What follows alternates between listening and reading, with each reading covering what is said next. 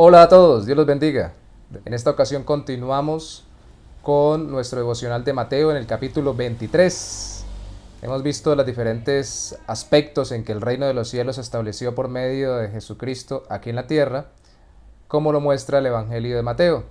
Hoy hemos de ver la acusación o las acusaciones del rey, el rey que es nuestro Señor Jesucristo. Primero y principal, tenemos que tener en cuenta que venimos de un capítulo donde él había sido cuestionado, donde había querido traerse confusión sobre su enseñanza para poder detener el avance de su reino o que no fueran las personas viniendo a él, a Cristo. Entonces ahora Cristo va y acusa a los fariseos principalmente y a los escribas en el capítulo 23. Dice: en la cátedra de Moisés se sientan los escribas y los fariseos, es decir, en la enseñanza de Moisés o de los escritos de Moisés en el Antiguo Testamento.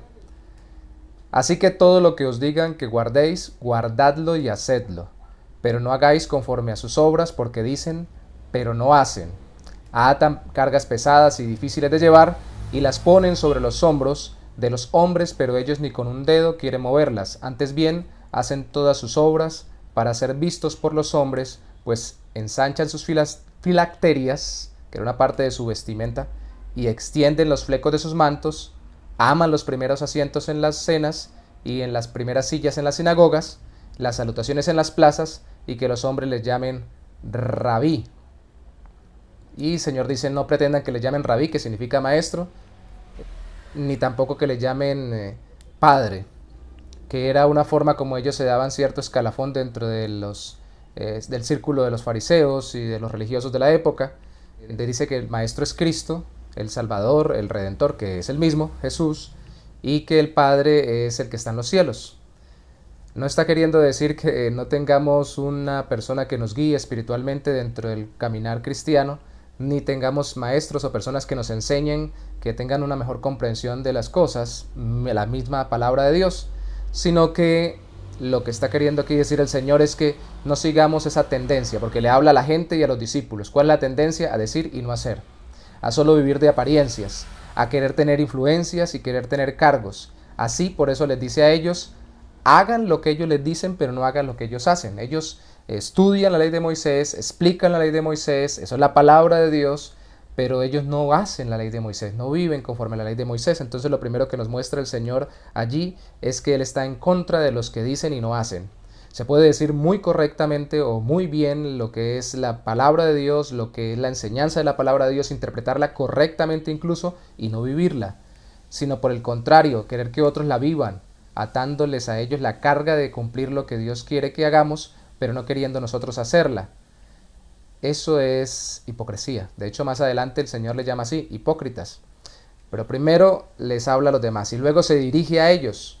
Entonces lo primero con sus acusaciones es que Él explica es porque ellos dicen y no hacen. Entienden muy bien, pero no lo viven. Y luego va hacia ellos porque lo hace delante de ellos y de una vez le dice a ellos una serie de ayes.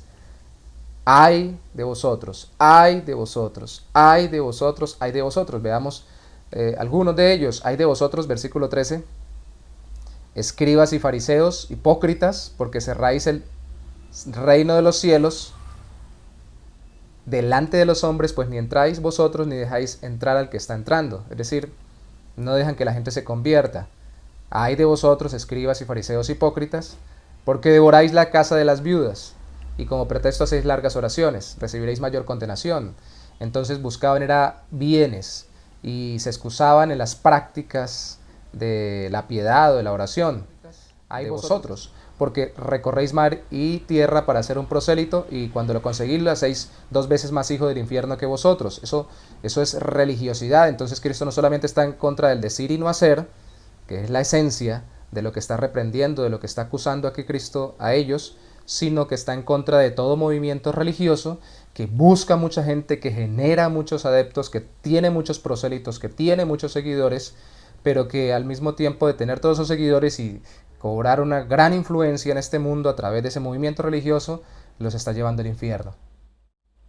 Es lamentable, pero los sistemas religiosos, incluso interpretando correctamente la Biblia, como lo estamos viendo aquí que Cristo lo está diciendo a los fariseos, pero no viviéndola y así enseñándole a los demás a vivir lejos de lo que es la voluntad de Dios, es como la persona que dice que está mal, por ejemplo, fumar y lo hace, y explica por qué está mal fumar y de todas formas lo practica.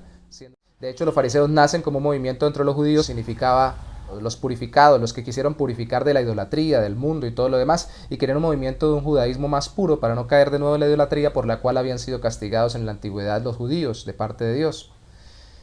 Pero terminaron simplemente generando su propio reino para su propio beneficio.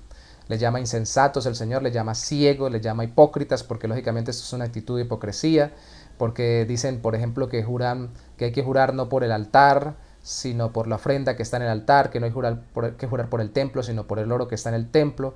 El Señor les llama hipócritas, el templo santifica el oro, el altar santifica la ofrenda. Ellos le dan más importancia a las cosas que a la relación con Dios, porque el templo había sido diseñado por Dios como el sistema para poder acercarse a su pueblo y para que su pueblo pudiera tener comunión con él, y el altar el sistema para poder mostrarles cómo podían ellos redimirse o tener perdón por sus pecados, esto apuntando a la redención perfecta del Cordero perfecto, del sacrificio perfecto que sería el mismo Cristo. Y ellos esto no lo tenían en cuenta, sino que se aferraron a las cosas, los métodos y las cosas. Era lo que les importaba para tener poder y poder beneficiarse.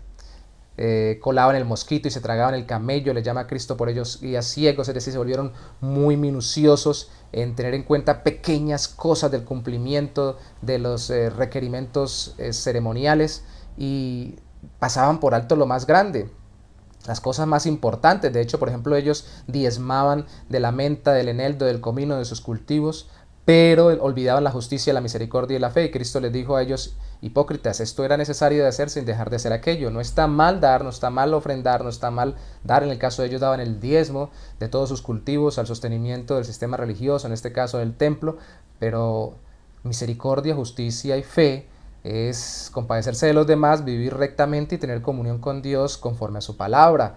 Deben ser integrales, no solo vivir externamente. Nos demos cuenta que es un sistema de apariencias. Y que lamentablemente es a lo que tiende todo sistema que se olvida de la relación con Dios, todo sistema religioso. Le llama hipócritas y les compara con un vaso o un plato que se limpia por fuera, pero por dentro está sucio.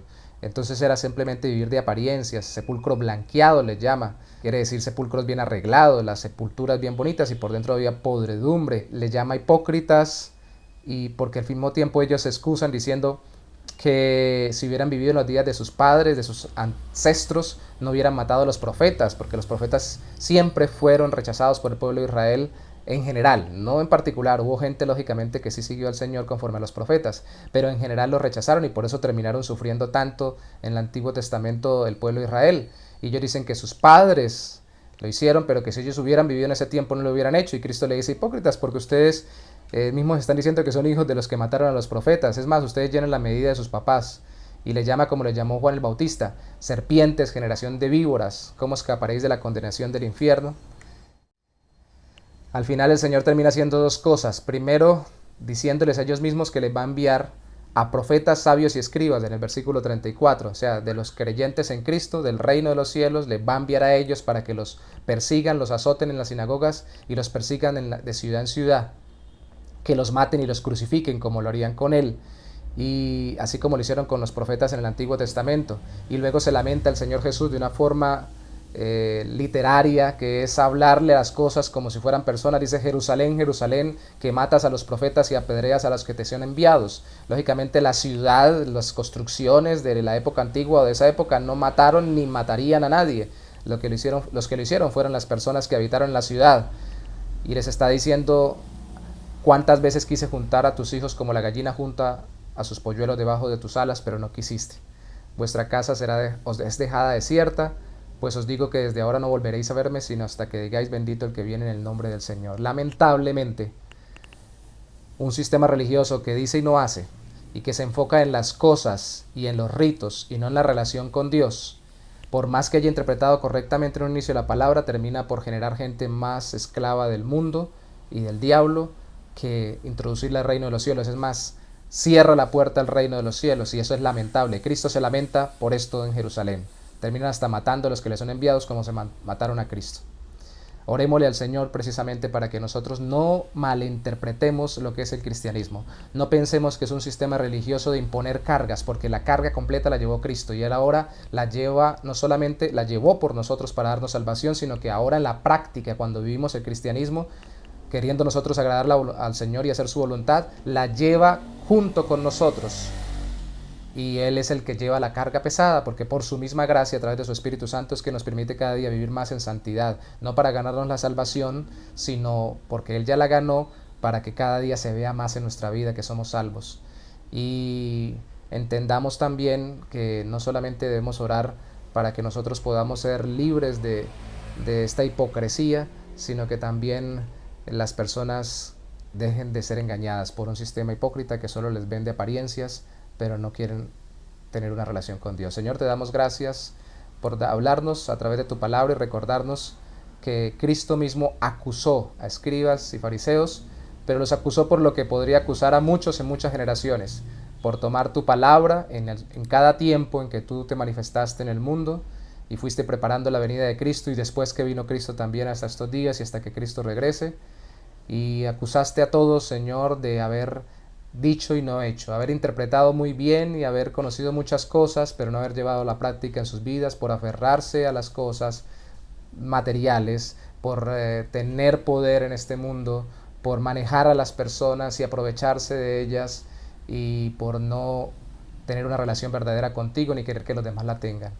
Ayúdanos, Señor. Tú te lamentaste sobre Jerusalén. Sabemos que es lamentable la situación de la mayoría del mundo religioso que invoca tu nombre, Señor, y que realmente no vive conforme a tu voluntad, y que es lamentable que no solamente se pierdan las personas en el infierno, sino que se pierdan invocando tu nombre y supuestamente creyendo que caminan contigo, pero estando muy lejos de hacer tu voluntad. Señor, que caigamos en cuenta todos los que caminamos contigo, que es por gracia, que la obra la hiciste tú a través de tu Hijo, nuestro Señor Jesucristo, y que ahora nosotros vivimos en gratitud, también por gracia cada día en santidad, pero no queriendo imponer cargas a otros, sino viviendo conforme a tu voluntad, por tu mera gracia, por tu misericordia, y ayudando a los demás también a caminar con Cristo en gracia y en bondad, dándole más importancia a la relación contigo, a la relación de las personas contigo, que a las cosas o que a los sistemas o que a las formas, oh mi Señor.